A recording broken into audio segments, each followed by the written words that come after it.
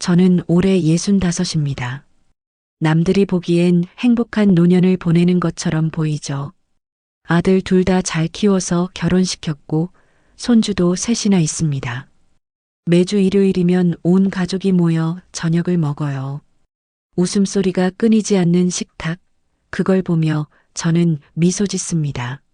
하지만 모두가 돌아간 후 텅 빈 거실에 혼자 앉아 있을 때면 문득 이런 생각이 듭니다. 나는 지금 행복한 걸까?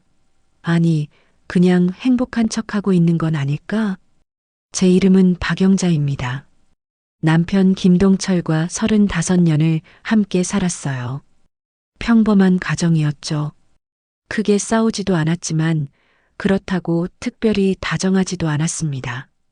우리의 결혼은 의무였고 습관이었어요. 사랑? 그런 건 신혼 초 몇 년이 지나면서 자연스럽게 사라졌습니다.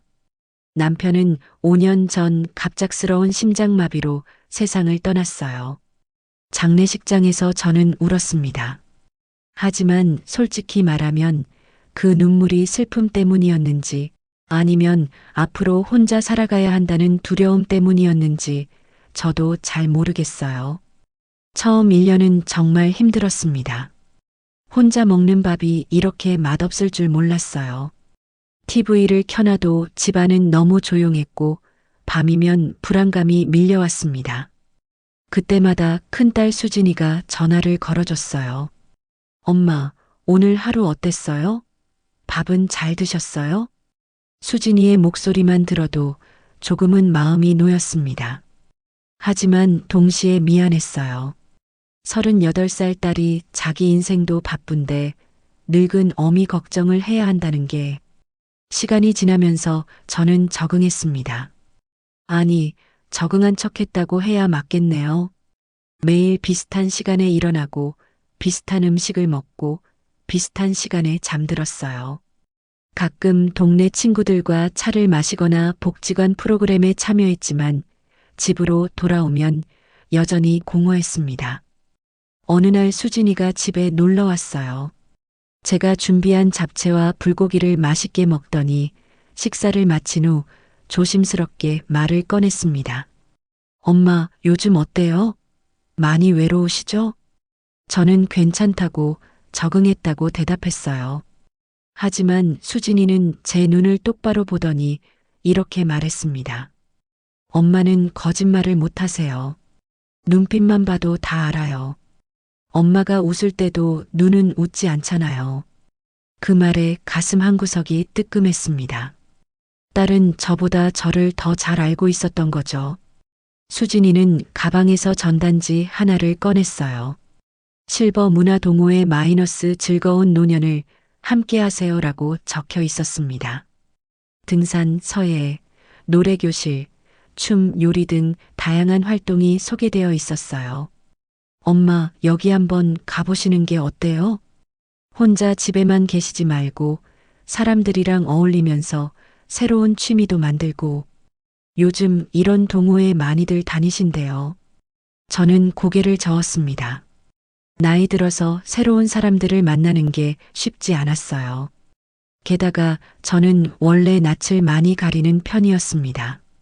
젊을 때도 친구가 많지 않았는데 60이 넘어서 새로운 관계를 만든다는 게 부담스러웠어요. 하지만 수진이는 포기하지 않았습니다. 다음 주에 또 왔고 그 다음 주에도 왔어요. 매번 같은 이야기를 했습니다. 엄마가 걱정된다고 이렇게 혼자 지내는 게 건강에도 안 좋다고. 결국 저는 한번 가보겠다고 했습니다. 딸의 성화를 이기지 못한 것도 있지만 솔직히 저도 궁금했어요. 다른 사람들은 어떻게 노년을 보내는지, 저처럼 외로운 사람이 또 있는지. 동호회는 다음 주 토요일 오전에 첫 모임이 있었습니다. 장소는 동네 복지관 3층 대강당이었어요.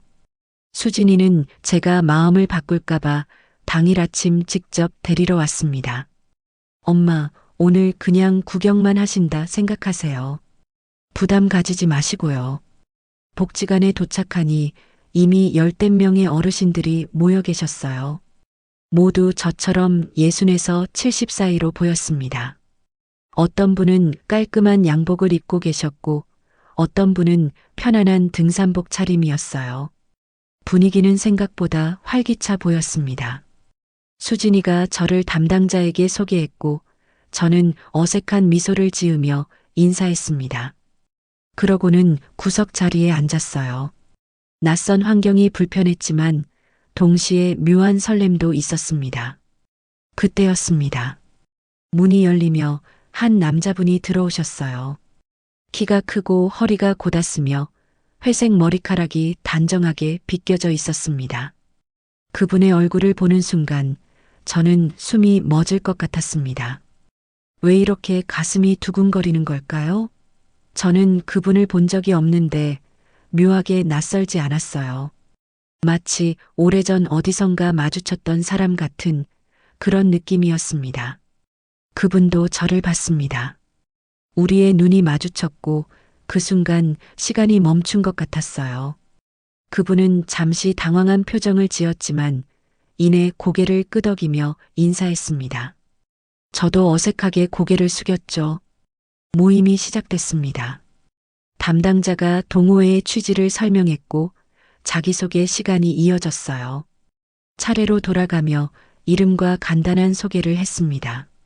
제 차례가 왔을 때 저는 떨리는 목소리로 말했습니다. 안녕하세요, 박영자입니다. 딸이 권해서 나왔어요. 잘 부탁드립니다. 간단하게 끝냈습니다. 더 길게 말할 용기가 없었거든요. 사람들은 따뜻하게 박수를 쳐줬고 다음 사람으로 넘어갔습니다. 그리고 그분의 차례가 왔습니다. 안녕하세요. 저는 이정수라고 합니다. 68살이고요. 혼자 살고 있습니다.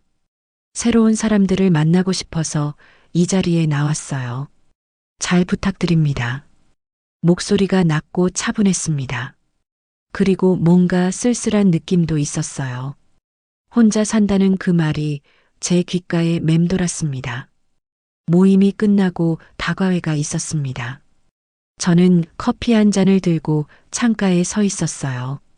밖을 바라보며 오늘의 경험을 곱씹고 있었죠. 나쁘지 않았습니다. 사람들은 친절했고 분위기도 좋았어요. 하지만 여전히 어색한 건 어쩔 수 없었습니다. 그때 옆에서 목소리가 들렸습니다. 처음이라 낯설으시죠? 깜짝 놀라 돌아보니 이정수 씨가 서 있었습니다. 가까이서 보니 눈가에 깊은 주름이 있었지만 눈빛은 온화했어요. 네, 조금요. 이런 자리가 처음이라서요. 저도 그래요. 사실 오늘이 저도 처음입니다. 아들이 자꾸 나가라고 해서 용기 내서 왔어요. 우리는 웃었습니다. 비슷한 처지라는 게 금방 마음을 편하게 만들었어요. 그렇게 우리는 이야기를 시작했습니다. 자녀 이야기, 일상 이야기, 취미 이야기. 대화는 자연스럽게 이어졌고 시간 가는 줄 몰랐습니다. 오랜만에 누군가와 이렇게 편하게 이야기하는 것 같았어요. 모임이 완전히 끝나고 복지관을 나섰을 때 수진이가 물었습니다. 엄마 어땠어요? 다음에도 올 거예요? 저는 고개를 끄덕였습니다. 그리고 속으로 생각했죠. 이정수 씨를 다시 볼 수 있을까? 집으로 돌아오는 길, 저는 창밖을 보며 미소 지었습니다. 가슴 한구석이 따뜻했어요. 이 느낌이 뭔지 정확히 알 수 없었지만 나쁘지 않았습니다. 아니, 오히려 좋았어요. 그날 밤 저는 오랜만에 편안하게 잠들었습니다. 꿈속에서 저는 젊었고 누군가와 함께 걷고 있었어요. 그 사람의 얼굴은 보이지 않았지만 손을 잡은 느낌은 생생했습니다. 따뜻하고 든든했죠. 다음 날 아침 눈을 떴을 때 이상한 기대감이 들었습니다. 다음 주 토요일이 기다려졌어요. 이런 설렘은 정말 오랜만이었습니다. 어쩌면 처음일지도 몰라요. 다음 토요일이 오기까지 일주일이 이렇게 길게 느껴진 적이 없었습니다. 매일 아침 일어나면 달력을 보며 날짜를 세웠어요. 월요일, 화요일, 수요일. 하루하루가 너무 더디게 흘러갔습니다. 혼자 있을 때면 이상한 생각이 들었어요. 내가 왜 이러고 있는 걸까? 그냥 동호회일 뿐인데 왜 이렇게 기다려지는 거지? 하지만 속으로는 알고 있었습니다. 이정수 씨를 다시 보고 싶다는 것을. 목요일 오후 수진이에게서 전화가 왔습니다. 엄마, 토요일에 동호회 가시죠? 제가 또 데려다 드릴까요? 아니야, 괜찮아. 혼자 갈 수 있어. 전화기 너머로 수진이가 웃는 소리가 들렸습니다. 딸은 제가 동호회에 적응하는 게 기뻐 보였어요. 엄마 목소리가 밝아지신 것 같아요. 동호회가 도움이 되나 봐요. 그날 밤 저는 옷장을 열어봤습니다. 뭘 입고 가야 할까? 너무 화려하면 이상하고 너무 수수하면 또 초라해 보일 것 같았어요. 결국 연한 베이지색 블라우스와 감색 바지를 골랐습니다. 단정하면서도 우아해 보이는 조합이었죠. 금요일에는 미용실에 다녀왔습니다. 헤어 디자이너가 물었어요. 어머님, 특별한 약속이라도 있으세요? 오늘 유난히 신경 쓰시네요. 아니에요. 그냥 좀 단정하게 해주세요. 거울 속 제 모습을 보며 저는 스스로에게 놀랐습니다. 언제부터 이렇게 외모에 신경을 쓰지 않았던 걸까? 남편이 살아있을 때도 이렇게까지 하지 않았는데 드디어 토요일 아침이 밝았습니다. 평소보다 1시간 일찍 일어났어요. 샤워를 하고 준비한 옷을 입고 거울 앞에 섰습니다. 얼굴에 살짝 파우더를 바르고 립스틱도 발랐어요. 진한 색이 아닌 자연스러운 핑크빛이었죠. 복지관에 도착하니 아직 사람들이 많지 않았습니다. 일부러 조금 일찍 온 거였어요.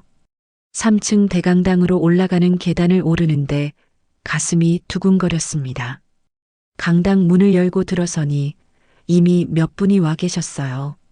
그리고 저 멀리 창가에 이정수 씨가 서 있었습니다. 혼자서 밖을 바라보고 계셨죠. 잠시 망설였지만 용기를 내서 다가갔습니다. 안녕하세요. 이정수 씨가 돌아봤습니다. 그리고 환하게 웃었어요. 아, 박영자 씨. 일찍 오셨네요. 저도 막 도착했어요. 우리는 나란히 창가에 섰습니다. 밖에는 가을 햇살이 따스하게 비치고 있었어요. 한동안 아무 말도 하지 않았지만 침묵이 불편하지 않았습니다. 오히려 편안했어요. 이정수 씨가 먼저 입을 열었습니다. 지난주 이후로 이 시간이 기다려졌어요. 집에 혼자 있으면 너무 조용해서요. 사람들과 어울리는 게 이렇게 좋은 줄 몰랐습니다. 저도요. 사실 처음엔 부담스러웠는데 지난주 와보니 생각보다 괜찮더라고요. 우리는 서로를 보며 미소 지었습니다. 그 순간 뭔가 통하는 게 있었어요. 말로 표현할 수 없는 공감 같은 것. 사람들이 하나둘 도착하기 시작했고 곧 모임이 시작됐습니다. 오늘은 본격적으로 프로그램을 정하는 날이었어요. 등산팀, 노래팀, 서예팀 등 각자 관심사에 따라 나뉘는 시간이었죠. 저는 서예팀에 신청했습니다. 젊을 때 서예를 배운 적이 있어서 다시 해보고 싶었거든요. 이름을 적고 자리로 돌아오는데 이정수 씨도 서예팀에 이름을 적는 게 보였습니다. 왠지 기분이 좋았어요. 같은 팀이 된다는 게. 팀별로 모여서 간단한 대화를 나누는 시간이 있었습니다. 서예팀은 7명이었어요. 모두 서예에 관심이 있거나 예전에 배운 경험이 있는 분들이었죠. 이정수 씨가 말했습니다. 저는 30대에 잠깐 배웠었는데 그 이후로 손을 놓았어요. 다시 시작하면 손이 따라줄지 모르겠네요. 옆에 앉은 할머니 한 분이 웃으며 말했습니다. 손은 기억한다니까요. 걱정 마세요. 모두 웃었고 분위기가 한결 부드러워졌습니다. 팀 리더는 최 선생님이라는 분이었어요. 70대 초반으로 보이는 분인데 서예를 40년 넘게 하셨다고 했습니다. 온화하면서도 권위 있는 분위기였죠. 다음 주부터 본격적으로 시작할 겁니다. 매주 토요일 오전 10시부터 12시까지 2시간씩 할 거예요. 북과 먹, 종이는 제가 준비할 테니 편하게 오시면 됩니다. 모임이 끝나고 다시 다과회 시간이었습니다. 이번엔 지난주보다 훨씬 편했어요. 이정수 씨와 자연스럽게 나란히 앉았고 차를 마시며 이야기를 나눴습니다. 서예를 배우신 적이 있다고 하셨죠? 네, 25살 때쯤이었어요. 동네 문화센터에서 1년 정도 배웠죠. 그때는 재미있었는데 결혼하고 애들 키우면서 완전히 잊고 살았어요. 저도 비슷해요. 젊을 때는 시간이 없었고 나이 들어서는 의욕이 없었죠. 그런데 이제야 다시 하고 싶어지네요. 우리의 대화는 서예에서 시작해 삶 전반으로 이어졌습니다. 이정수 씨는 아들 하나가 있는데 결혼해서 다른 도시에 산다고 했어요. 1년에 몇 번 보는 게 전부라고 했습니다. 외롭지 않으세요? 제 질문에 이정수 씨는 잠시 망설이다가 대답했습니다. 솔직히 말하면 많이 외로워요. 특히 밤에 TV를 켜놔도 목소리가 그립더라고요. 사람의 목소리가요. 그 말에 제 가슴이 뭉클했습니다. 저도 똑같았거든요. 저도요. 혼자 먹는 밥이 제일 힘들어요. 맛이 없어서가 아니라 너무 조용해서. 이정수 씨가 제 눈을 바라봤습니다. 그 눈빛에는 이해와 공감이 담겨 있었어요. 우리 참 비슷하네요. 네, 그러게요. 그때 옆 테이블에 앉아 계시던 할머니 한 분이 우리를 보며 말했습니다. 두 분 죽이 잘 맞으시네요. 보기 좋아요. 갑자기 얼굴이 화끈 달아올랐습니다. 이정수 씨도 당황한 듯 커피잔을 들어 입을 가렸어요. 할머니는 호호 웃으며 자기 일을 하셨죠. 다과회가 끝나고 복지관을 나올 때 이정수 씨가 물었습니다. 혹시 시간 괜찮으시면 커피 한 잔 더 하실래요? 근처에 조용한 카페가 있어요. 순간 망설여졌습니다. 남자와 단둘이 커피를 마신다는 게 어색했거든요. 하지만 거절하고 싶지 않았어요. 좋아요. 우리는 복지관에서 10분 정도 걸어 작은 카페로 갔습니다. 가을 향기라는 이름의 카페였어요. 창가 자리에 앉으니 밖으로 단풍 든 나무들이 보였습니다. 이정수 씨가 아메리카노 2잔을 주문했고 우리는 마주 앉았습니다. 아내분은 언제 돌아가셨어요? 저는 조심스럽게 물었습니다. 이정수 씨는 잠시 창밖을 바라보다가 대답했습니다. 8년 전이에요. 암이었어요. 1년을 투병하다가 갔죠. 마지막까지 옆에서 지켰는데 그래도 아쉬움이 남아요. 더 잘해줄 걸, 더 사랑한다고 말할 걸. 목소리에 깊은 후회가 담겨 있었습니다. 제 남편은 5년 전 심장마비로 갑자기 갔어요. 아침에 멀쩡하게 출근했는데 오후에 병원에서 연락이 왔죠. 저도 후회가 많아요. 좀 더 다정하게 대할 걸, 좀 더 고마워할 걸. 우리는 서로의 아픔을 이해했습니다. 말하지 않아도 알 수 있었어요. 상실의 아픔, 후회의 무게, 혼자 남겨진 외로움. 그날 오후 우리는 2시간 넘게 이야기를 나눴습니다. 과거 이야기, 현재 이야기, 그리고 조금은 미래 이야기도요. 카페를 나올 때 이정수 씨가 말했습니다. 오늘 정말 좋았어요. 이렇게 편하게 이야기 나눈 게 오래간만이에요. 저도요. 다음 주도 기대되네요. 우리는 헤어졌고 저는 버스를 타고 집으로 돌아왔습니다. 창밖을 보며 저는 생각했어요. 이 느낌이 뭘까? 설렘? 기대? 아니면 사랑? 아니에요. 그럴 리 없어요. 이 나이에 사랑이라니. 그건 너무 우스운 일이잖아요. 하지만 가슴 한구석은 계속 두근거렸습니다. 그 주는 정말 특별했습니다. 매일 아침 눈을 뜨면 기분이 좋았어요. 이유를 정확히 알 수는 없었지만 뭔가 삶이 달라진 것 같았습니다. 더 이상 하루하루가 똑같지 않았어요. 화요일 오후 혼자 집에서 차를 마시고 있는데 휴대폰이 울렸습니다. 모르는 번호였어요. 받아보니 이정수 씨였습니다. 여보세요, 박영자 씨? 저 이정수예요. 지난주에 번호 교환하자고 했는데 그때 못했잖아요. 그래서 동호회 명단에서 번호를 찾았어요. 심장이 쿵 하고 내려앉았습니다. 이정수 씨가 제 번호를 찾았다고요? 아, 네. 괜찮아요. 갑자기 혼란스러웠어요. 기쁜 건지 당황스러운 건지. 제가 갑자기 전화해서 놀라셨죠? 사실은요, 토요일까지 기다리기가 너무 길어서요. 혹시 시간 되시면 내일 저녁에 밥이라도 같이 드실래요? 저녁을? 네. 제가 아는 한정식 집이 있는데 음식이 정말 좋아요. 혼자 먹기 아까운 곳이에요. 저는 잠시 망설였습니다. 토요일 동호회에서 보는 것도 설레는데 평일에 따로 만난다는 게 부담스러웠어요. 하지만 거절할 용기가 없었습니다. 좋아요. 몇 시에 어디서 만날까요? 내일 저녁 6시 시청역 2번 출구에서 만나요. 제가 모시고 갈게요. 전화를 끊고 나니 온몸에 열이 났습니다. 뭘 입어야 하지? 화장은 어떻게 하지? 머리는? 그날 밤 잠을 제대로 이루지 못했어요. 계속 이정수 씨 생각이 났습니다. 그분의 목소리, 미소, 눈빛, 모든 게 선명하게 떠올랐죠. 다음 날 아침 저는 일찍 일어나 옷장을 뒤졌습니다. 평소에는 편한 옷만 입었는데 오늘은 달랐어요.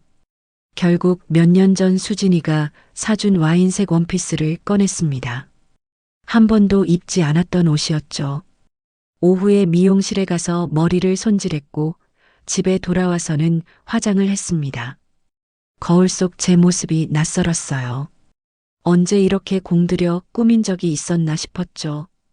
6시 10분 전 시청역에 도착했습니다. 2번 출구로 나가니 이미 이정수 씨가 와 있었어요. 깔끔한 셔츠에 재킷을 입고 손에는 작은 꽃다발을 들고 계셨습니다. 제가 다가가자 이정수 씨가 환하게 웃으며 꽃다발을 건넸습니다. 아름다운 분과의 저녁 식사를 위해 준비했어요. 순간 얼굴이 빨개졌습니다. 이 나이에 꽃을 받다니. 하지만 싫지 않았어요. 오히려 설렜습니다. 고맙습니다. 이렇게까지 하실 필요 없는데요. 아니에요. 하고 싶어서 한 거예요. 우리는 10분 정도 걸어 한정식 집에 도착했습니다. 산들이라는 이름의 작은 식당이었어요. 한옥 스타일로 꾸며져 있어서 분위기가 아늑했습니다. 룸으로 안내받았고 우리는 마주 앉았습니다. 메뉴를 보니 모두 정갈해 보였어요. 여기 사장님이 제 대학 후배예요. 음식 솜씨가 정말 좋죠. 특히 된장찌개가 일품이에요. 모든 게 완벽했습니다. 음식도 맛있었고 분위기도 좋았고 무엇보다 이정수 씨와 함께라는 게 좋았어요. 식사를 하며 우리는 더 깊은 이야기를 나눴습니다. 어린 시절 이야기, 꿈꿨던 것들, 후회하는 것들. 저는 젊었을 때 화가가 되고 싶었어요. 그림 그리는 걸 정말 좋아했거든요. 하지만 부모님이 반대하셨죠. 예술로는 먹고 살 수 없다고. 그래서 포기했어요. 이정수 씨의 목소리에는 아쉬움이 묻어났습니다. 저도 비슷해요. 저는 글을 쓰고 싶었어요. 시인이 되고 싶었죠. 하지만 현실은 냉정했어요. 결혼하고 애들 키우고 생활하다 보니 꿈은 그냥 꿈으로만 남았어요. 우리는 서로의 아픔을 이해했습니다. 포기한 꿈, 살아내야 했던 현실. 그래도 지금이라도 늦지 않았잖아요. 이제라도 하고 싶은 거 하면서 살 수 있어요. 이정수 씨가 희망적으로 말했습니다. 그럴까요? 정말 가능할까요? 제 물음에 이정수 씨는 제 손을 덮었습니다. 따뜻한 손이었어요. 가능하죠. 함께라면요. 그 순간 제 심장이 미친 듯이 뛰었습니다. 함께라는 말이 이렇게 큰 의미로 다가온 적이 없었어요. 식사를 마치고 나오니 밤하늘에 별이 떠 있었습니다. 우리는 천천히 걸었어요. 목적지 없이 그저 함께 걷는 것만으로도 충분했습니다. 박영자 씨, 네, 저 고백할 게 있어요. 심장이 쿵 내려앉았습니다. 처음 동호회에서 박영자 씨를 봤을 때부터 뭔가 끌렸어요. 이유는 모르겠어요. 그냥 본능적으로 이 사람이다 싶었죠. 이상하죠? 아니에요. 저도 똑같았어요. 정수 씨가 멈춰섰고 저를 바라봤습니다. 저희 이 나이에 이런 감정을 느끼는 게 우스울 수도 있어요. 하지만 저는 진심이에요. 박영자 씨와 시간을 보내는 게 너무 좋고 행복해요. 눈물이 핑 돌았습니다. 이런 말을 들은 게 얼마만인지, 아니, 평생 처음인지도 몰라요. 저도요. 정수 씨와 함께 있으면 제가 살아있다는 걸 느껴요. 그동안 그냥 존재만 했던 것 같아요. 하지만 지금은 살고 있어요. 우리는 서로를 바라보며 미소 지었습니다. 말이 필요 없었어요. 눈빛만으로 충분했죠. 집으로 돌아가는 길 정수 씨가 택시를 잡아줬습니다. 조심히 들어가세요. 내일 전화할게요. 네, 오늘 정말 고마웠어요. 택시 안에서 저는 창밖을 보며 눈물을 흘렸습니다. 행복한 눈물이었어요. 이 나이에 다시 이런 감정을 느낄 수 있다니. 집에 도착해서도 잠이 오지 않았습니다. 계속 정수 씨 생각만 났어요. 그분의 목소리, 손의 온기, 진심 어린 눈빛. 그때 수진이에게서 전화가 왔습니다.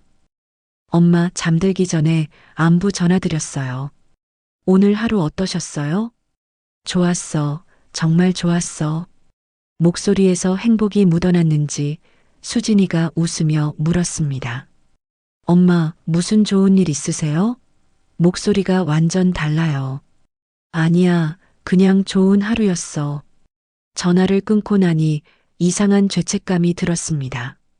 딸에게 정수 씨 이야기를 해야 할까? 하지만 아직은 아닌 것 같았어요. 스스로도 정리가 안 됐거든요. 그날 밤 저는 오랜만에 행복한 꿈을 꿨습니다. 정수 씨와 저는 그 후로 자주 만났습니다. 토요일 동호회는 물론이고 평일에도 시간을 내서 차를 마시거나 산책을 했어요. 우리의 관계는 자연스럽게 깊어졌습니다. 동호회 사람들도 눈치채기 시작했어요. 우리가 항상 붙어 다니니까요. 어떤 분들은 좋게 봐주셨지만 몇몇은 수군거렸습니다. 저 나이에 무슨 사랑이래. 체면도 없지. 귓속말이었지만 다 들렸어요. 처음에는 신경 쓰였습니다. 우리가 뭘 잘못했나 싶었죠. 하지만 정수 씨가 말했어요. 신경 쓰지 마세요. 우리가 행복하면 그걸로 충분해요. 다른 사람들 시선은 중요하지 않아요. 그 말에 힘을 얻었습니다. 맞아요. 우리 인생인데 왜 남의 눈치를 봐야 하죠?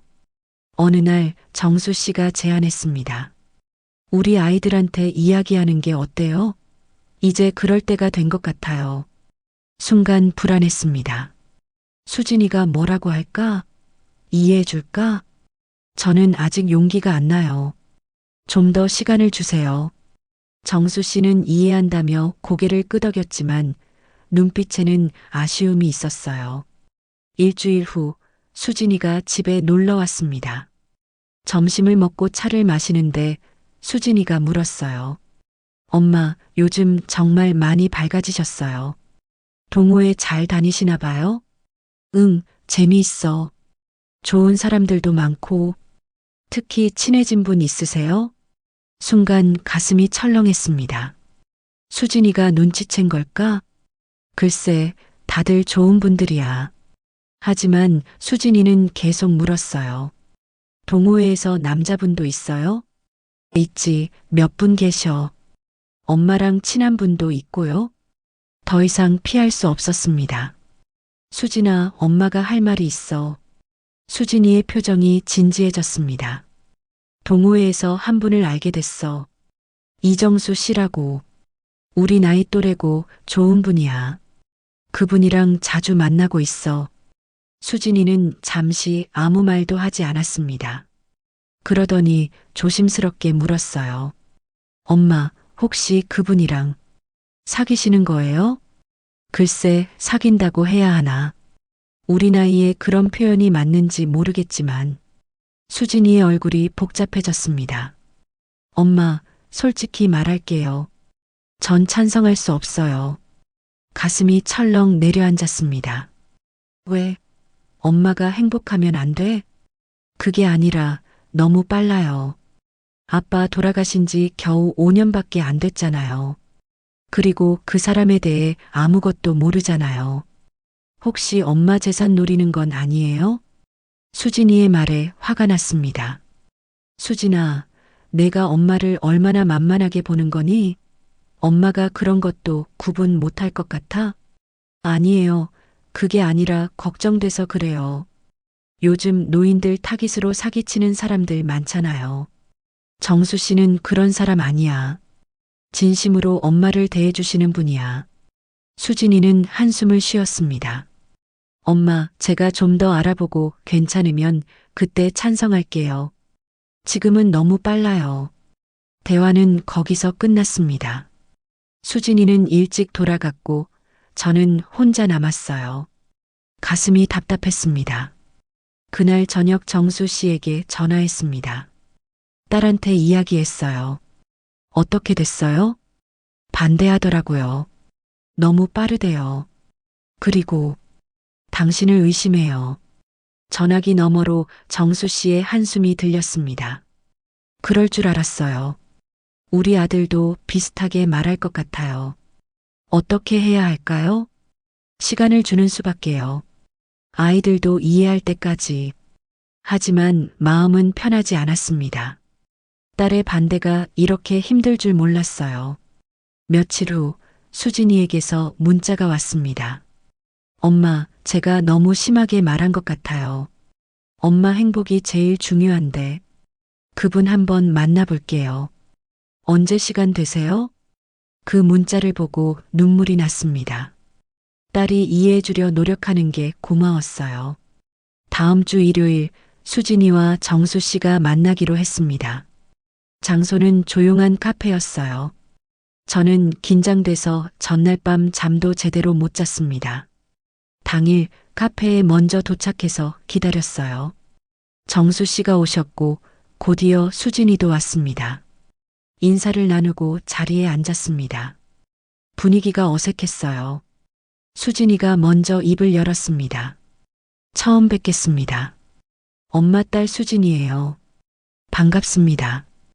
이정수라고 합니다. 영자 씨한테 딸 이야기 많이 들었어요. 수진이는 정수 씨를 똑바로 바라보며 물었습니다. 제 엄마와 어떤 사이신가요? 직설적인 질문에 정수 씨는 당황하지 않고 대답했습니다. 저는 영자 씨를 진심으로 아끼고 존중합니다. 이 나이에 이런 말이 우스울 수 있지만 사랑한다고 말하고 싶어요. 수진이의 표정이 미묘하게 변했습니다. 진심이세요? 네, 진심입니다. 저도 혼자 오래 살았어요. 외롭고 힘들었죠. 그런데 영자 씨를 만나고 삶이 달라졌어요. 다시 살아있다는 느낌을 받았습니다. 수진이는 잠시 침묵하다가 물었습니다. 만약 제가 반대하면 어떻게 하실 거예요? 정수 씨는 저를 바라봤습니다. 그리고 수진이에게 말했어요. 영자 씨의 결정을 존중할 거예요. 하지만 저는 포기하지 않고 설득할 겁니다. 딸분의 마음을 얻을 때까지요. 그 말에 수진이의 표정이 조금 풀렸습니다. 1시간 정도 대화를 나눈 후 수진이가 일어났습니다. 좀 더 지켜볼게요. 그리고 엄마를 잘 부탁드려요. 그 말을 듣고 저는 울컥했습니다. 완전한 찬성은 아니지만 이해해 주려는 마음이 느껴졌거든요. 카페를 나와 수진이와 단둘이 걸었습니다. 엄마, 그분 괜찮은 것 같아요. 진심인 것 같고요. 고마워, 수진아. 하지만 조심하세요. 아직 모르는 게 많잖아요. 알았어. 그날 밤 정수 씨에게 전화했습니다. 딸이 이해해 주려고 해요. 다행이네요. 우리 조금씩 나아가요. 하지만 마음 한구석에는 불안이 남아 있었습니다. 수진이가 조금씩 이해해 주는 것 같았지만 완전히 안심할 수는 없었어요. 그래도 정수 씨와의 시간은 계속됐고 우리는 더 가까워졌습니다.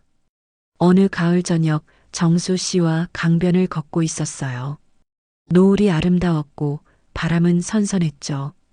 정수 씨가 제 손을 잡았습니다. 처음으로요. 영자 씨. 네. 저 고백할 게 있어요. 심장이 두근거렸습니다. 좋은 말일까, 나쁜 말일까? 사실 제가 건강이 좋지 않아요. 순간 숨이 멎는 것 같았습니다. 무슨 말씀이세요? 1년 전에 암 진단을 받았어요. 위암이었는데 수술하고 항암 치료를 받았습니다. 다행히 완치 판정을 받았지만 언제 재발할지 모르죠. 머릿속이 하얘졌습니다. 왜 이제야 말씀하시는 거예요? 미안해요. 처음부터 말하려고 했는데 용기가 안 났어요. 당신이 떠날까봐 무서웠어요. 눈물이 났습니다. 그런 이유로 제가 떠날 것 같아요? 저는 그런 사람 아니에요. 정수 씨가 저를 안았습니다. 고마워요. 정말 고마워요. 우리는 한참을 그렇게 서 있었습니다. 석양이 지고 어둠이 내렸어요. 집으로 돌아와서도 마음이 복잡했습니다. 정수 씨의 건강 문제. 그게 현실이었어요. 하지만 그렇다고 떠날 수는 없었습니다. 오히려 더 함께하고 싶었어요. 다음 날 수진이에게 전화했습니다. 수진아, 엄마가 할 말이 있어. 왜요, 엄마? 무슨 일이에요? 정수 씨가 건강이 안 좋대. 암 병력이 있어.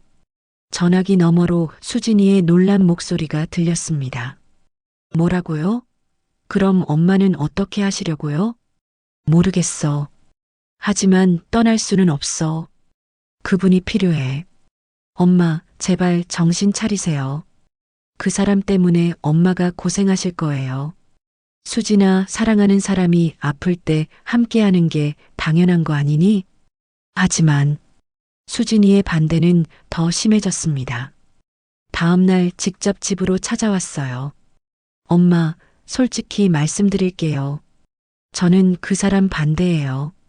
건강 문제도 그렇고 엄마한테 부담만 될 것 같아요. 부담이 아니야. 사랑하는 사람을 돌보는 건 당연한 거야.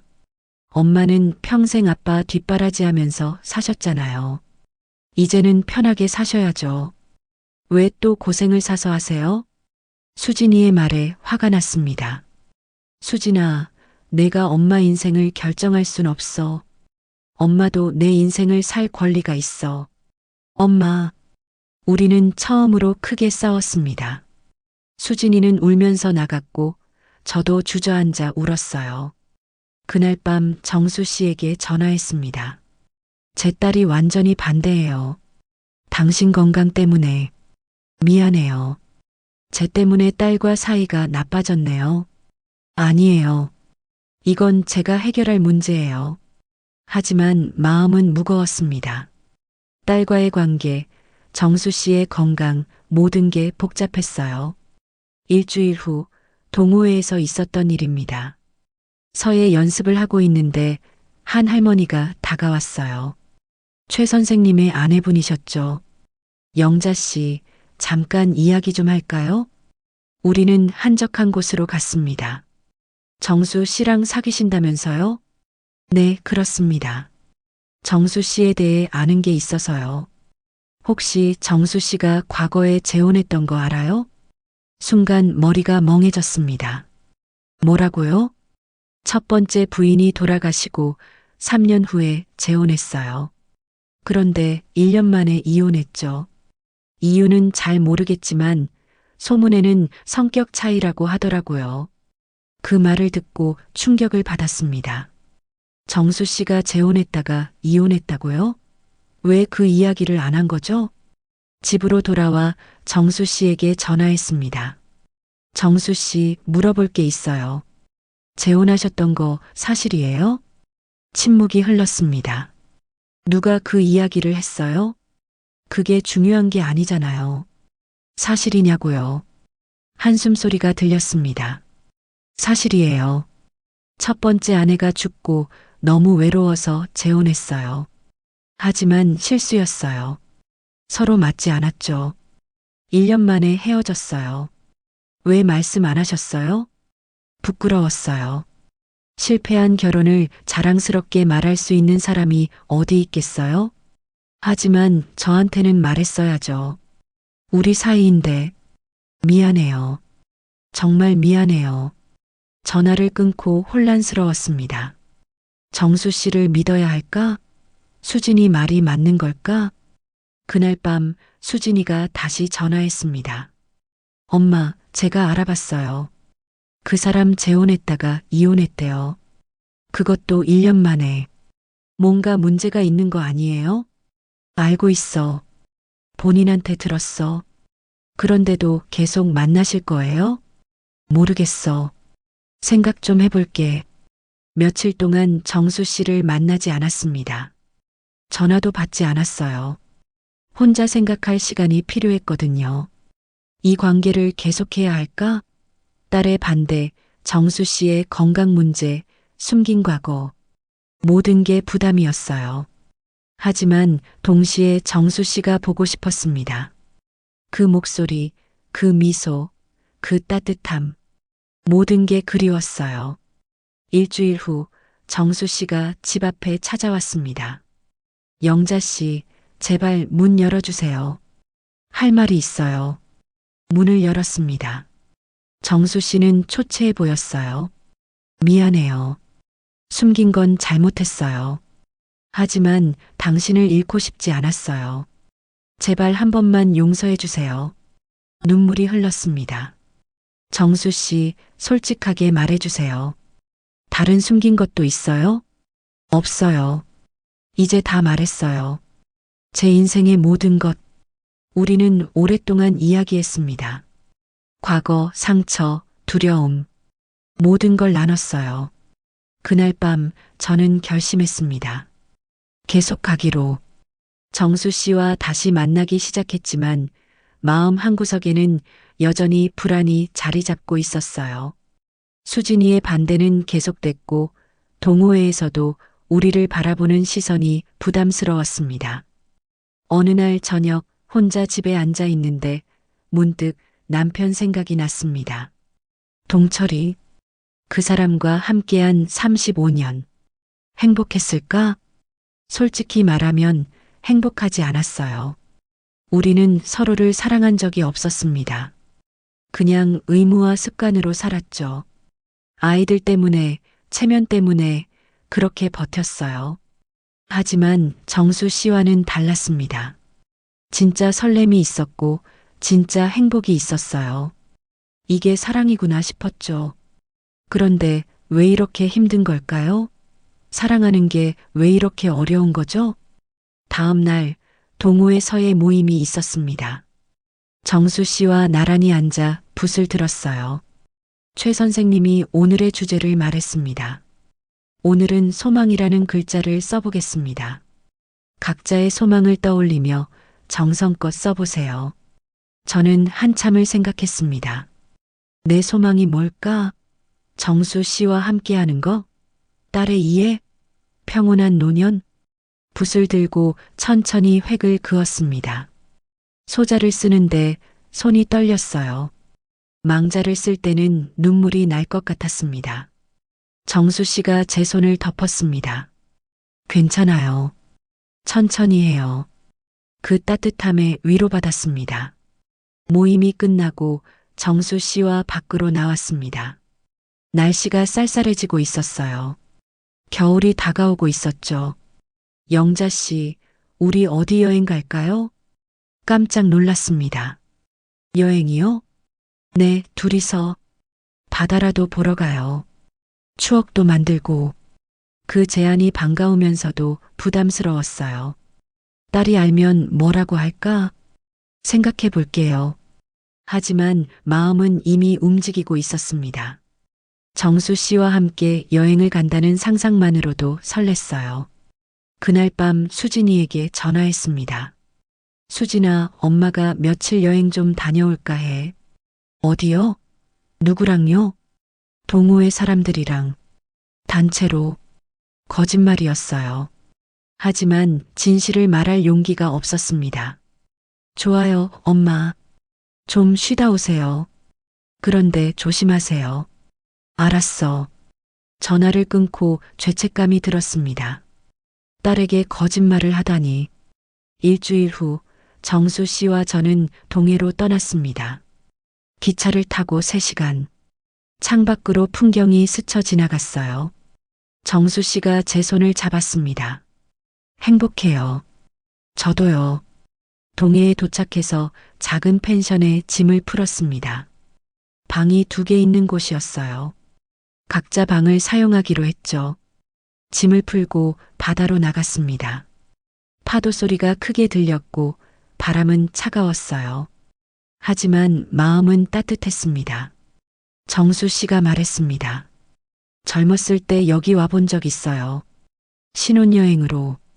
그때는 몰랐어요. 진짜 행복이 뭔지. 저도요. 저도 남편이랑 여행 많이 다녔지만 행복하진 않았어요. 우리는 서로를 바라봤습니다. 지금은 행복해요. 당신과 함께라서. 정수 씨의 말에 눈물이 났습니다. 저도요. 정말 행복해요. 저녁에는 해산물 요리를 먹었습니다. 신선한 회와 매운탕. 맛있었어요. 정수 씨와 마주 앉아 밥을 먹는 것만으로도 행복했습니다. 식사를 마치고 펜션으로 돌아왔습니다. 거실에 앉아 차를 마시며 이야기했어요. 영자 씨, 만약 시간을 되돌릴 수 있다면 무엇을 하고 싶어요? 글쎄요. 좀 더 솔직하게 살고 싶어요. 하고 싶은 것도 하고, 사랑도 제대로 하고. 저도요. 너무 많은 걸 참고 살았어요. 이제는 남은 시간이라도 진짜로 살고 싶어요. 우리는 밤늦게까지 이야기했습니다. 과거, 현재, 미래. 모든 것에 대해. 다음 날 아침 일찍 일어나 해돋이를 보러 갔습니다. 수평선 너머로 해가 떠올랐어요. 붉고 아름다웠습니다. 정수 씨가 저를 안았습니다. 영자 씨 사랑해요. 처음으로 듣는 말이었어요. 남편도 한 번도 이런 말을 해준 적이 없었습니다.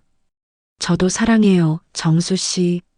우리는 해를 바라보며 오랫동안 그렇게 서 있었습니다. 여행을 마치고 서울로 돌아오는 기차 안에서 정수 씨가 말했습니다. 영자 씨, 우리 결혼해요. 심장이 멎을 것 같았습니다. 뭐라고요? 나이가 많다고 결혼을 못할 이유는 없잖아요. 남은 시간 함께하고 싶어요. 눈물이 났습니다. 하지만 딸이 반대할 거예요. 설득해봐요.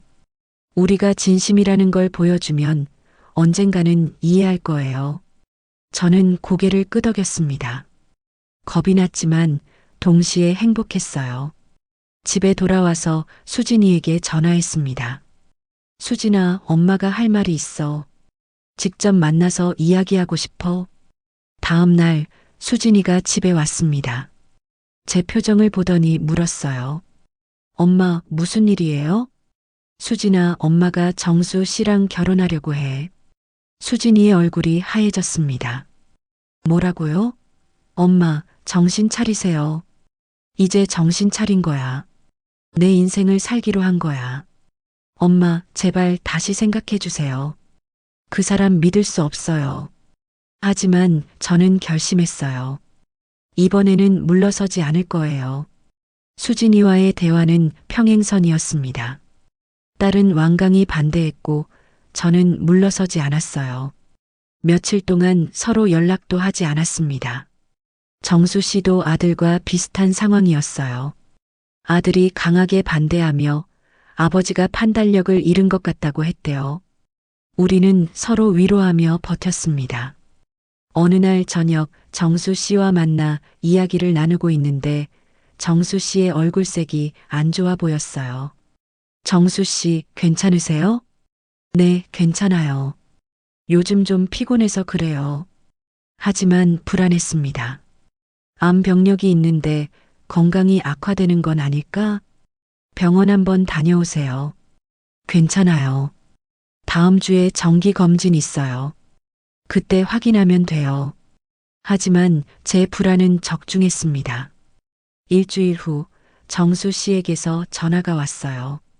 영자 씨, 병원 검진 결과가 나왔어요. 암이 재발했대요. 전화기를 떨어뜨릴 뻔했습니다. 뭐라고요? 위암이 재발했어요. 다시 치료받아야 해요. 당장 병원으로 달려갔습니다. 정수 씨는 병실에 혼자 앉아 있었어요.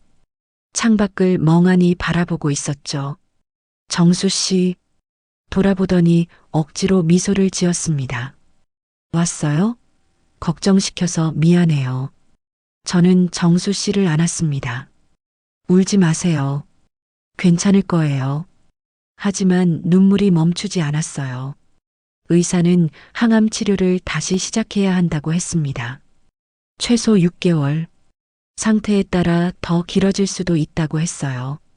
그날 밤 수진이에게 전화했습니다. 수진아, 정수 씨가 암이 재발했어.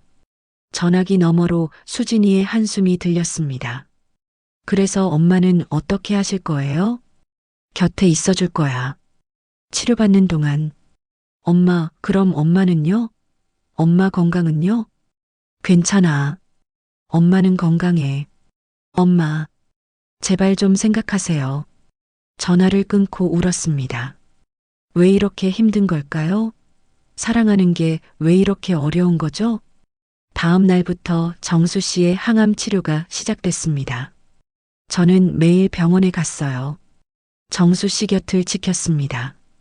항암 치료는 고통스러워 보였어요. 정수 씨는 토하고 머리카락이 빠지고 체중이 줄었습니다.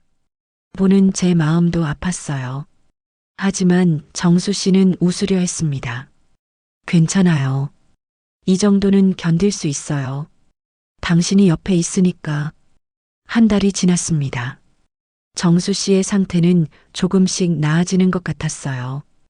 의사도 긍정적으로 보고 있다고 했습니다. 그러던 어느 날 병원에 낯선 여자가 찾아왔습니다. 50대 후반으로 보이는 여자였어요. 정수 씨를 찾아왔다고 했습니다. 누구세요? 여자는 저를 보더니 조심스럽게 말했습니다. 저는 정수 씨의 전 부인이에요.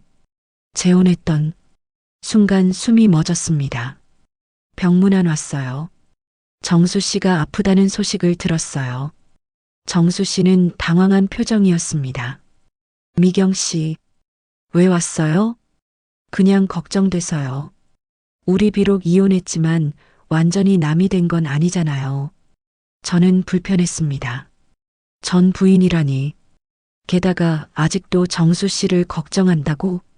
미경 씨라는 여자는 정수 씨 옆에 앉았습니다. 많이 아파 보여요. 잘 먹고 있어요? 정수 씨는 어색하게 대답했습니다. 응, 괜찮아. 저는 그 장면을 보며 질투가 났습니다. 저 여자는 뭘까? 정말 병문안만 온 걸까? 잠시 후 미경 씨가 일어났습니다. 그럼 저는 갈게요. 몸조리 잘하세요. 나가면서 저를 보더니 말했습니다. 정수 씨 잘 부탁드려요. 그 말이 왠지 도전적으로 들렸습니다. 미경 씨가 나간 후 저는 정수 씨에게 물었어요. 왜 온 거예요? 모르겠어요. 갑자기 나타났어요. 아직도 미련이 있는 거 아니에요? 아니에요. 절대 아니에요. 저는 당신만 사랑해요. 하지만 마음이 편하지 않았습니다. 그날 밤 집에 돌아와서 생각했어요. 미경 씨는 왜 나타난 걸까? 정말 단순한 병문안이었을까? 며칠 후 미경 씨가 또 병원에 왔습니다. 이번에는 과일 바구니를 들고 왔어요. 정수 씨 좋아하는 과일 가져왔어요. 저는 불쾌했습니다. 저희가 준비할 수 있는데요. 미경 씨가 저를 보더니 미소 지었습니다. 그냥 마음이에요. 신경 쓰지 마세요. 하지만 자꾸 오는 게 신경 쓰였어요.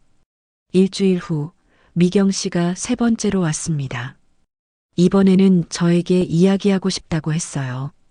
우리는 병원 카페테리아로 갔습니다. 할 말이 뭔데요? 미경 씨는 커피를 한 모금 마시고 말했습니다. 솔직히 말할게요. 저는 정수 씨와 다시 시작하고 싶어요. 가슴이 철렁했습니다. 뭐라고요? 우리가 이혼한 건 제 잘못이었어요. 제가 너무 성급했어요. 지금 생각하면 후회돼요. 정수 씨가 아프다는 걸 알고 깨달았어요. 제가 얼마나 그 사람을 사랑했는지. 저는 화가 났습니다. 지금 무슨 말씀하시는 거예요? 정수 씨는 저와 함께해요. 알아요. 하지만 저는 포기할 수 없어요. 제가 더 오래 알았고 더 많은 추억이 있어요. 그 말에 울컥했습니다. 추억이 중요한 게 아니에요. 지금이 중요한 거죠. 미경 씨는 일어섰습니다. 어쨌든 저는 포기 안 해요. 정수 씨가 누구를 선택할지 지켜볼게요. 그날 밤 저는 잠을 이룰 수 없었습니다. 미경 씨의 말이 계속 맴돌았어요. 정수 씨는 누구를 선택할까? 미경 씨의 등장은 모든 걸 복잡하게 만들었습니다. 병원에 갈 때마다 그 여자를 마주쳤어요. 정수 씨를 돌보는 모습을 보면 질투가 났습니다. 어느 날 정수 씨에게 물었어요. 미경 씨가 다시 시작하자고 했어요. 당신 생각은 어때요? 정수 씨는 제 손을 잡았습니다. 영자 씨, 제 선택은 당신이에요. 미경 씨와는 끝난 사이예요. 하지만 왠지 확신이 서지 않았어요. 정말요? 미련은 없어요? 없어요. 저는 당신을 사랑해요. 그 말을 믿고 싶었습니다. 며칠 후 수진이가 병원에 찾아왔습니다. 처음으로 정수 씨를 직접 만나러 온 거였어요. 정수 씨를 보더니 수진이가 말했습니다. 안녕하세요. 영자 어머니 딸입니다. 정수 씨는 반갑게 인사했습니다. 와줘서 고마워요. 수진이는 잠시 정수 씨를 바라보다가 말했습니다. 솔직히 저는 아직도 찬성하지 않아요. 하지만 엄마가 행복하다면 반대만 할 수는 없겠더라고요. 그 말에 눈물이 날 것 같았습니다. 수진이가 계속 말했습니다. 다만 한 가지 부탁이 있어요. 엄마를 아프게 하지 마세요. 엄마는 평생 고생만 하셨어요. 이제는 행복할 자격이 있어요. 정수 씨가 고개를 끄덕였습니다. 약속해요. 영자 씨를 행복하게 해줄게요. 그날 저는 조금 안심했습니다. 딸이 조금씩 마음을 열고 있었으니까요. 하지만 문제는 미경 씨였습니다. 그 여자는 계속 병원에 왔고 정수 씨를 포기하지 않았어요. 어느 날 미경 씨가 저를 따로 불렀습니다. 이야기 좀 해요. 병원 밖 벤치에 앉았습니다. 저는 정수 씨와 1년 동안 결혼 생활을 했어요. 짧았지만 행복했어요. 이혼한 건 제 실수였고요. 그게 저랑 무슨 상관이에요? 저는 정수 씨의 암 투병을 함께 했어요. 첫 번째 암 진단을 받았을 때 곁에 있었던 건 저예요. 수술실 앞에서 기다리고 항암 치료하면서 토하는 거 닦아주고 밤새 간호한 건 저예요. 그 말에 가슴이 뜨끔했습니다. 미경 씨가 계속했습니다. 당신은 정수 씨의 좋은 모습만 봤을 거예요. 하지만 저는 가장 힘든 순간을 함께 했어요. 그게 사랑이에요. 저는 대답할 말이 없었습니다. 그날 밤 집에 돌아와 울었습니다. 미경 씨 말이 맞는 것 같았어요. 저는 정수 씨의 힘든 순간을 함께하지 못했어요. 지금도 제대로 도와주지 못하는 것 같고요. 다음 날 병원에 갔는데 정수 씨가 없었습니다. 간호사에게 물어보니 검사 받으러 갔다고 했어요. 기다리는 동안 미경 씨가 왔습니다. 정수 씨 어디 갔어요? 검사 받으러 갔어요. 미경 씨가 앉으며 말했습니다. 요즘 상태가 안 좋아 보이더라고요. 걱정돼요. 그 말에 불안했습니다. 1시간 후 정수 씨가 돌아왔습니다. 얼굴색이 좋지 않았어요. 검사 결과 어때요? 정수 씨는 잠시 망설이다가 말했습니다. 별로 좋지 않대요. 암이 다른 곳으로 전이됐대요. 머릿속이 하얘졌습니다. 얼마나 심각해요? 많이 심각해요. 의사가 시간이 얼마 없을 수도 있다고 했어요. 눈물이 쏟아졌습니다. 아니에요. 그럴 리 없어요. 미경 씨도 울고 있었습니다. 그날부터 상황은 급격히 나빠졌습니다. 정수 씨는 더 이상 걸을 수 없게 됐고 침대에 누워 지냈어요. 저와 미경 씨는 번갈아 가며 병실을 지켰습니다. 경쟁자였지만 이제는 그런 게 중요하지 않았어요. 정수 씨가 살아있는 게 가장 중요했죠. 어느 날 밤 정수 씨가 저를 불렀습니다. 영자 씨. 네, 정수 씨. 고마워요. 제 인생 마지막에 당신을 만나서. 울지 마세요. 아직 포기하면 안 돼요. 하지만 정수 씨는 미소만 지었습니다. 다음 날 새벽 전화를 받았습니다. 병원에서였어요. 빨리 오세요.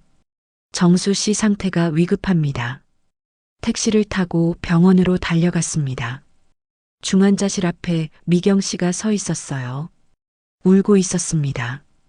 의사가 나왔습니다. 준비하세요. 오래 못 가실 것 같습니다. 중환자실에 들어갔습니다.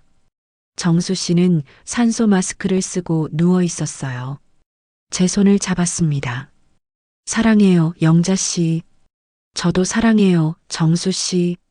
그리고 정수 씨는 눈을 감았습니다. 심전도 소리가 길게 울렸습니다. 저는 주저앉아 울었습니다. 정수 씨의 장례식은 조용했습니다.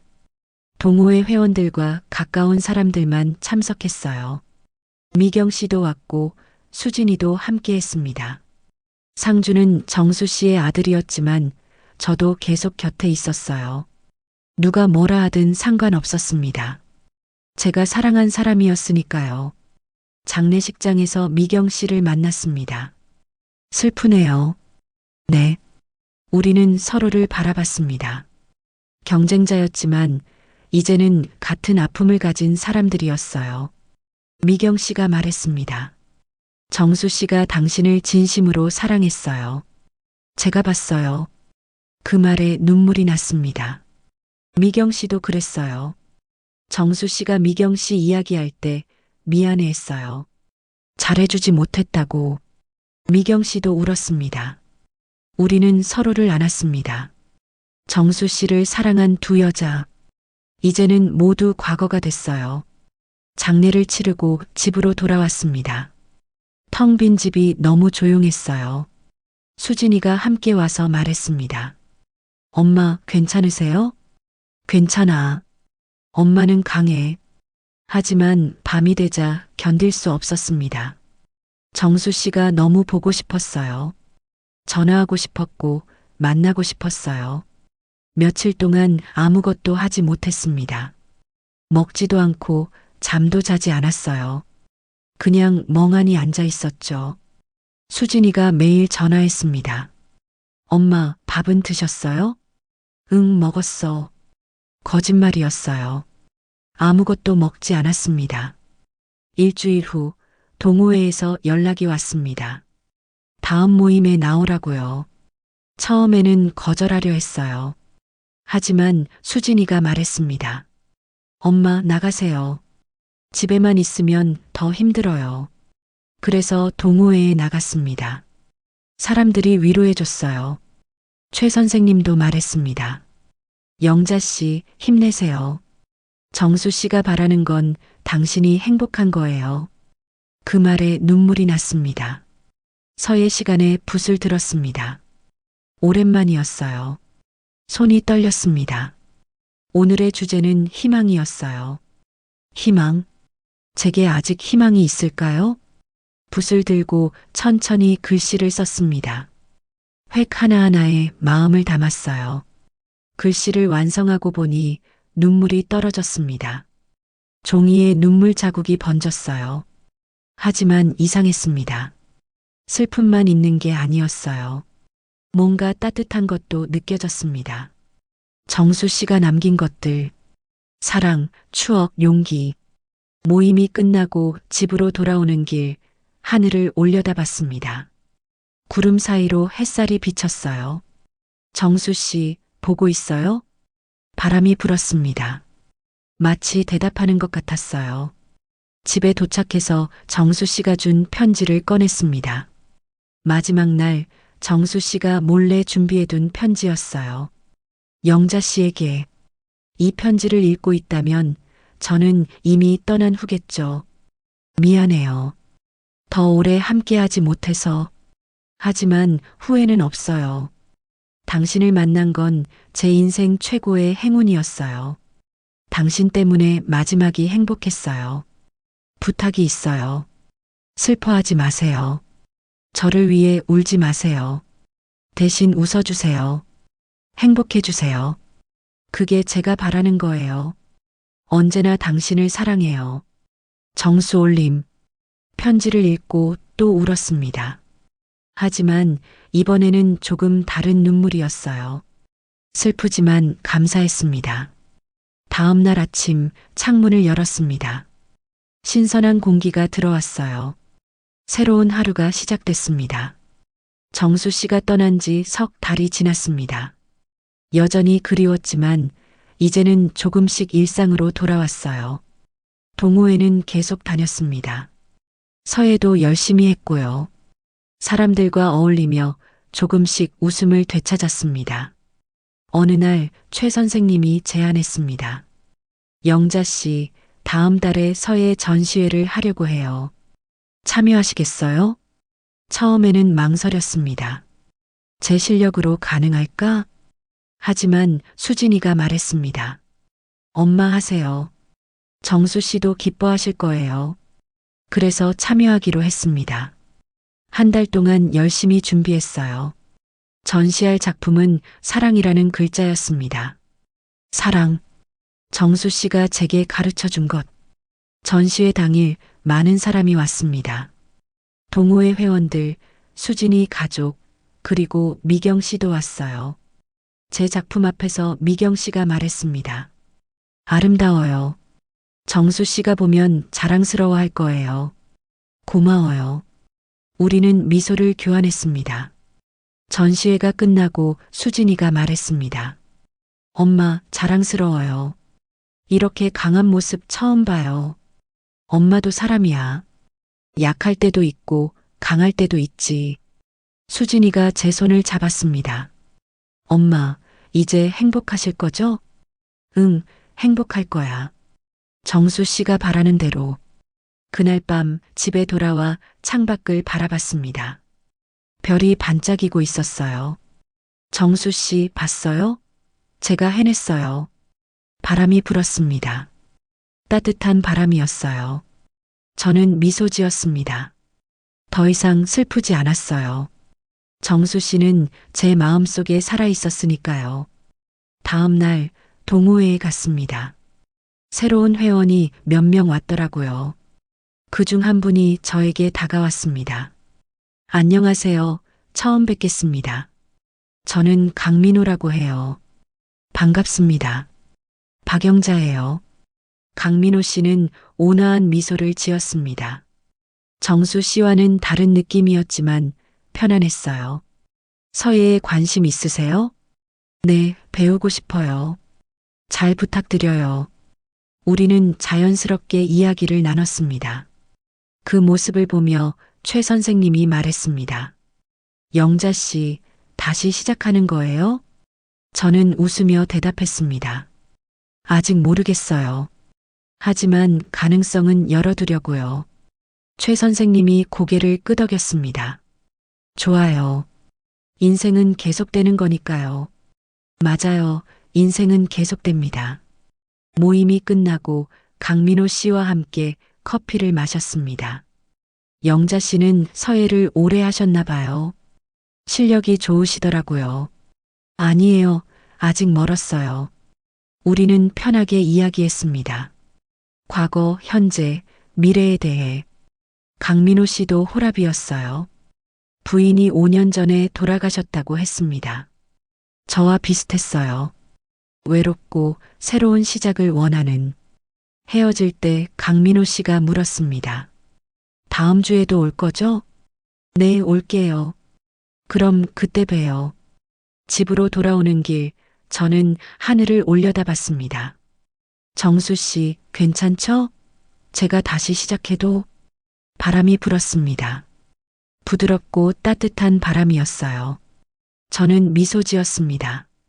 그날 밤 일기를 썼습니다. 오늘 새로운 사람을 만났다. 강민호 씨, 좋은 사람 같다. 정수 씨와는 다르다. 하지만 그것도 괜찮다. 인생은 계속된다. 사랑도 계속된다. 나는 행복할 자격이 있다. 정수 씨가 가르쳐 준 것. 나이는 숫자일 뿐이다. 사랑은 언제나 가능하다. 희망은 항상 있다. 일기를 덮고 창밖을 바라봤습니다. 밤하늘에 별이 반짝이고 있었어요. 저는 그 별을 보며 기도했습니다. 정수 씨, 행복하세요. 저도 행복할게요. 그리고 잠들었습니다. 편안한 잠이었습니다.